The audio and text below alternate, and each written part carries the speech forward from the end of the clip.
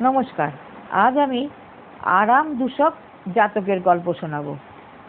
তখন বারাণসীতে রাজা ব্রহ্মদত্তের রাজত্বকাল। সেদিন ছিল কোনো এক পর্বের দিন। নগরবাসীদের সবাইকে আহ্বান জানানোর জন্য সেকালের যেমন প্রথা চারিদিকে ভেরি বাজিয়ে ঘোষণা করে দেওয়া হলো। ভেরি শব্দ কানে যেতেই সবার মনে আনন্দে নেচে উঠল। অনেকে তখন মহা উৎসাহে উৎসব প্রাঙ্গণের দিকে রওনা দিল। রাজার বাগানের এক মালি পড়ল মহা মুশকিলে। তার কানেও ভেরির আমন্ত্রণ পৌঁছেছে। তার ওপর চোখের সামনে দেখছে দলে দলে লোক চলেছে উৎসবে যোগ দিতে। তখন কি আর বাগানের ৭-১৭ ঝামেলার মন বসে? তার কেবলই মনে হচ্ছে উৎসবে আজ না জানি কত আমোদ আহ্লাদ হবে, আর আমাকেই কিনা এই একঘেয়ে গাছালির কাজ নিয়ে পড়ে থাকতে হবে। কিন্তু তাছাড়া উপায়ই বা কি? রাজার বাগান বলে কথা, সেখানে কত কত চারা গাছ লাগানো হয়েছে, সেগুলোকে ঠিকমতো জল না দিলে চলে? একদিন এত গাছে জল দিয়ে তার উৎসবে যোগ দেওয়া হলো না, আর সময়ও ছিল না। কাউকে যে দায়িত্ব দিয়েছে আজকের মতো ছুটি নেবে তেমন কাউকেও নজরে পড়ছে না। বাগানে থাকতো একদল বানর। বাগানের গাছে গাছেই ঘুরে বেড়াতো, বাগানেরই ফল মূল পাতা খেত। মালি গেল তাদের দলনেতার কাছে, বললে, বানর রাজা তোমার এই বাগানের বাসিন্দা, এখান থেকে নানান রকম সুবিধা পেয়ে থাকো। আজ বাগানের প্রয়োজনে তাই তোমাদের কিছু দায়িত্ব নেওয়া উচিত। দলনেতা সৎসাহে বললেন, নিশ্চয়ই নিশ্চয়ই, কি কাজ করতে হবে বলো। আমি ফিরে না আসা পর্যন্ত তোমরা এই চারা গাছগুলিতে জল দিতে পারবে?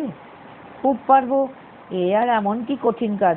তুমি নিশ্চিন্ত থাকো মালি দাদা, দেখো ভুলে যেও না যেন, আমার আসতে একটু দেরি হতে পারে। এই বলে সতর্ক করে দিয়ে মালি তো নিশ্চিন্ত মনে উৎসবে আনন্দ করতে চলে গেল।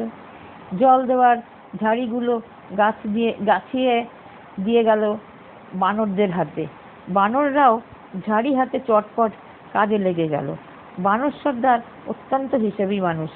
সে দলের অন্যান্যদের কড়া নির্দেশ দিল, এক ফোঁটা জলও যেন অপচয় না হয়। আমাদের কাছে যা জল দিয়ে গেছে তা বাজে খরচ হয়ে গেলে আবার জল জোগাড় করা খুব মুশকিল।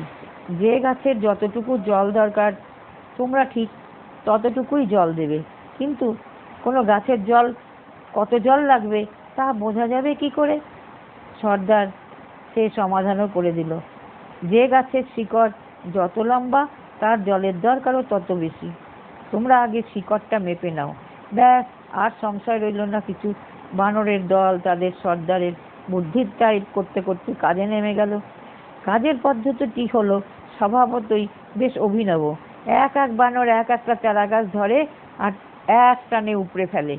তারপর তার শিকড় দেখে, হিসাব করে, তাতে জল দেয়। গোটা বাগান জুড়ে বানরের দল গভীর নিষ্ঠা ভরে এই কর্মকাণ্ড চালাতে থাকে। এই সময় বোধিসত্ত্ব সেই বাগানে ঢুকে তো হতবাক। তিনি আর থাকতে না পেরে বানরদের জিজ্ঞাসা করলেন, ওহে, গাছে জল দেওয়ার এমন পদ্ধতি তো আগে কখনো শুনিনি। তোমরা এমন গাছ উপরে শিকড় মেপে জল দিচ্ছ কেন? এক ভদ্রলোক এমন কৌতূহল প্রকাশ করেছেন দেখে বানরেরা সপ্রতিভভাবে সর্দারের নির্দেশ তাকে বুঝিয়ে দিল। বোধিসত্ত্ব সব দেখে শুনে বুঝলেন, যারা নেহাতি মূর্খ তারা ভালো কাজ করার ইচ্ছে নিয়ে কাজ শুরু করলেও শেষ পর্যন্ত মন্দ কাজই করে ফেলে। তিনি এক গাথা রচনা করলেন, মূর্খ যে জন বিশ্বাসটি করবে না কভু তাকে, ভালো কাজ সে করতে গিয়ে মন্দ কাজই করে থাকে। বুদ্ধিবিহীন বানরগুলি জল সেচবার ভাটটি নিয়ে বাগানটির সারলে দফা সব রকম চেষ্টা দিয়ে।